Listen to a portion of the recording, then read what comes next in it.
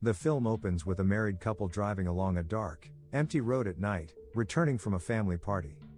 The husband is David, and his wife, Amy. And then all of a sudden, David swerves the car to avoid hitting a raccoon, instantly waking up his wife. As they continue their journey, Amy notices that they are going down the wrong road, so David explains that they were forced to veer off the interstate, due to roadblocks caused by a car accident. From the get-go, it is obvious that their marriage is rocky as they both seem irritated by each other's presence, and they continuously argue with each other. While they banter, Amy takes out an apple and begins cutting it with a knife, but accidentally cuts herself, leaving some bloodstain on the apple. The two end up brushing it off, as not long after, David makes a remark about how he can hear the car engine tweaking, possibly from the sharp swerve he made to avoid the raccoon. There is nothing else they could do now, but cross their fingers and hope the car won't break down. When the car engine just about gives up, they luckily happen upon a sketchy gas station.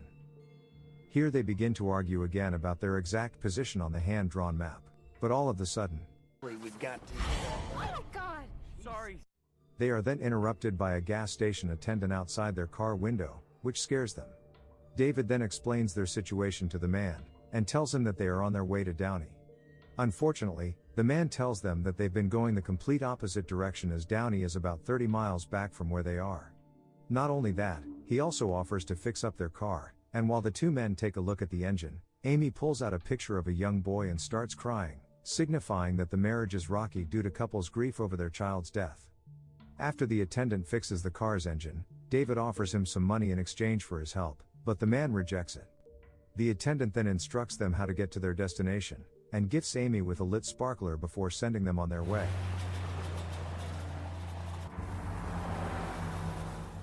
The two resume their journey, but before long, their car breaks down for real now, forcing them to pull over in the middle of nowhere. In this kind of movie, Amy realizes that the phone will ultimately end up losing signal. With no other choice, they take out their flashlight, and start walking back to the gas station, which is about 1 mile away from there. While walking alongside the road, they briefly argue when David keeps mentioning their late son's name, because Amy doesn't like being reminded of the pain.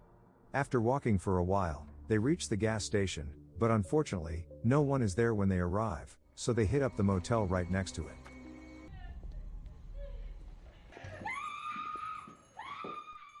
Upon their arrival, they immediately start hearing the sound of a young woman screaming in agony, which scares Amy, but doesn't stop David from ringing the desk bell. The motel manager casually steps out, so the husband point out about the screaming coming from the back room. The man then steps back inside to stop the noise, and returns shortly with a TV remote, claiming that he was simply watching a movie. The couple ask where they could find a mechanic, and the manager tells them that no auto shop is open at this hour, and it is best for them to simply spend the night at the motel. Amy seems suspicious of the manager's behavior, but David decides to stay there anyway. The manager also offers them honeymoon suite room at the regular room rate. After the two leave for their room, we see the manager retreat to the back room, and a woman's agonizing scream can be heard again. On the other side of the motel, the couple walk in, to find a dusty, grimy room, with a cockroach in sight, and mucky water coming out of the sink. Despite it all, they try to settle in for the night, and have a conversation about how they're on the verge of divorce, but are still keeping it a secret from their families. All of a sudden, they get interrupted by a strange phone call with no one on the other end. How's that? Suddenly, the door starts to bang loudly, but no one is on the other side when David goes to open it. The phone then rings again. And right after, the connecting door to the room next door starts banging loudly. Confused, David bangs the door back while asking what the mysterious person wants. This eventually scares Amy, who decides to shut the door. But then, someone starts banging on the front door again, which infuriates David and goes to check the next room. Why'd you open the door? The husband then tells Amy to lock the door, while he rushes to the front desk and complains to the manager. Hanging on the walls and he won't stop. You got any ideas? After hearing his complaint, the manager proceeds to tell him that there are no other guests in the motel tonight except for them. He takes one of the guns displayed on the wall, and promises to check it out because according to him, Sometimes college kids sneak into the motel rooms to party. When David returns to the room, his wife suggests that they should just return to the car because she feels unsafe, but David disagrees because he is too tired. He then turns on the TV and proceeds to play a VHS tape lying on top of it. As the video plays, David sees a violent compilation of various people getting attacked and tortured inside a room, and thinks it's a normal movie. But a few minutes later, David begins to notice that the curtain and carpet displayed on the TV look eerily like the ones in their room. His wife eventually notices this as well, and the two comes to the terrifying realization that the footage displayed on TV was shot in the same room that they are staying in. The husband goes to check out every area of the room, and discovers several installed hidden cameras, including one inside a vent. As if that's not enough, the lights suddenly go out and rapidly blink, while the doors start banging relentlessly.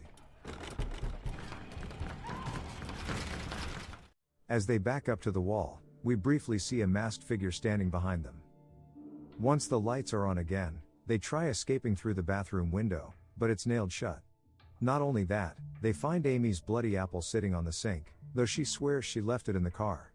Suspicious, David rips off the shower curtain, but finds no one in there. From that point on, they try to devise another escape plan, which is to simply make a run across the parking lot and into the woods. However, they are stopped by two masked figures standing around them, blocking their way and forcing them to retreat back to the motel room.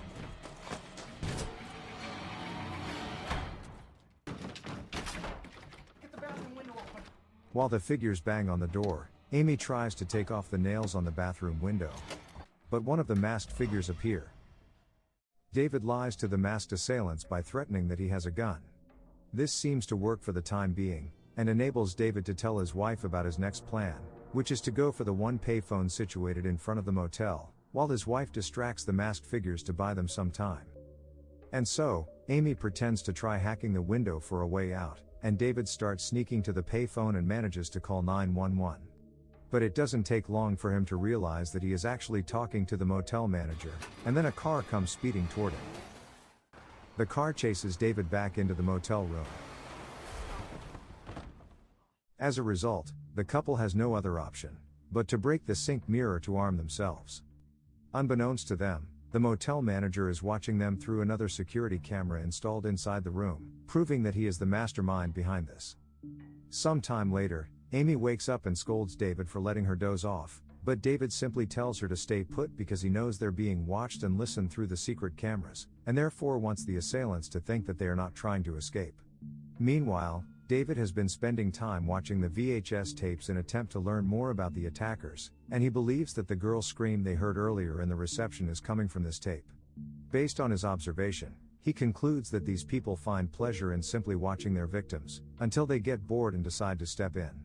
Not only that, it seems that they always come in through the bathroom, which prompts David to look for a secret entrance.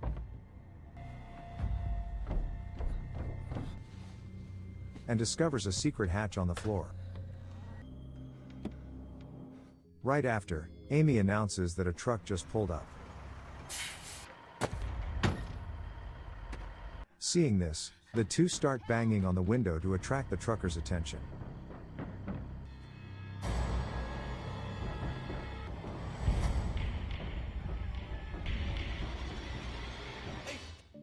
However, as it turns out, the trucker is also part of this vile scheme, for he is only here to purchase a box of torture tapes from the manager.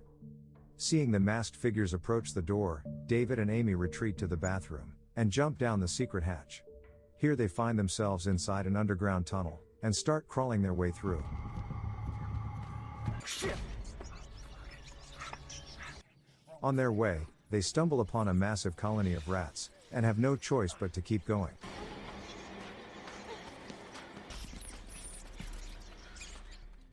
At the end of the tunnel, they find another hatch, which leads to a surveillance room filled with TVs playing various torture tapes, with a door that leads to the front desk. Before stepping out, they quickly look around for anything that might help them, and Amy immediately calls 911 with a real telephone this time. But before she gets to elaborate, the manager and a masked goon step in, and the former seemingly enraged after finding that his next victims have escaped. They also discovers that the telephone is still on call with 911. Knowing there's no other place the couple could be hiding other than the secret tunnel, he sends his goon to get in there and fetch the two. Afterwards, he tells the other goon to step inside the tunnel as well, but the couple manages to evade both, and find another exit that leads into the gas station auto shop. They immediately drop an entire shelf on top of the hatch, so no one can come after them. At this point, Amy suddenly breaks down and cries, voicing her remorse for being responsible for the death of their child, but David soothes her by saying that it was never her fault because it was just an accident. Not only that, after having gone through such an insane night, he finds that he doesn't want to lose her and wants to start anew once they walk out of this. Soon after, they are interrupted by a police car pulling up to the scene, but are too scared to make their presence known for now. Thus, they watch on as the manager steps outside to greet the sheriff, who tells him that he is here because of a 911 call. Still playing it coy, the manager lets the sheriff look around, and even lets the guy step inside the motel room the couple was staying in. Back inside the auto shop, the couple has now been discovered, as one of the masked men suddenly attempts to lift the shelf off the hatch. The two work together to hold the shelf down so the guy won't get in. Meanwhile, the sheriff is looking around the room, until he sees that there is some kind of light coming from behind the door. Here he discovers the torture tapes, and soon realizes something is wrong with that motel. Holding his gun, the sheriff steps out of the motel room looking mortified. Noticing that the sheriff is about to leave, David and Amy finally make a run for it while asking for help. Unfortunately, the engine won't start, and the walkie-talkie has been tampered with. Thus, the sheriff steps outside and pops the hood to check it out, only to have one of the masked men sneak up behind him and stab him to death. The two panic and dash their way back inside the motel room. They then proceed to escape to another room using the connecting doors. And David breaks a window, but realizes he won't fit through there. While the bad guys are now busy trying to hide the police car, he comes up with yet another plan. He rips a piece of Amy's clothing and tucks it on the window to make it look like they've escaped through there, but in reality, she's hiding in the ceiling. At the same time, David is going to sneak into the lobby and take a gun which he saw displayed there. The wife shuts the hatch and he tells her he loves her, before stepping out of the room. But then, one of the masked men immediately stabs him in the gut, while Amy struggles to keep herself from making a noise. With what's left of his strength, David crawls his way outside, and finds the manager filming him. The manager steps inside the motel room to look for Amy. But luckily, he walks past her and leaves the room. Amy stays hidden in the ceiling until the next morning, and decides to look for David as soon as she wakes up. But when she finally steps out, one of the masked men is already in the room, about to come at her. This gets her to run with all her strength. She steps inside a car and starts the engine. As she starts driving, an assailant breaks through the sunroof to get her. Panicking, she runs down the other masked man and crashes into a motel room, luckily surviving because of the airbag. Both of the masked men are dead, and one of them was the man who helped them previously. But Amy's struggle isn't over yet, as the hotel manager goes after her. She runs away, while the manager wails when he finds his friends dead. Amy retreats to the surveillance room, blocks the hatch with a shelf, and arms herself with a hammer before stepping out to the lobby. Here she finds a gun and attempts to reach for it. But the manager sneaks up on her and starts choking her from behind. The two end up scuffling on the floor, with the manager getting the upper hand and beating her to the ground. Afterwards, he drags her by the couch and starts filming her, while screaming that he should have killed her last night, to which she replies by kicking him in the groin. They then scuffle again, until Amy manages to reach for the gun lying around, and shoots him multiple times until he collapses and dies. She checks on her husband right after, and to her relief, he is still alive. The next thing she does is make another 911 call, begging the operator to dispatch help to the scene. The movie ends with Amy sitting next to her injured husband, relieved that they both survive and deciding to cancel their divorce plans.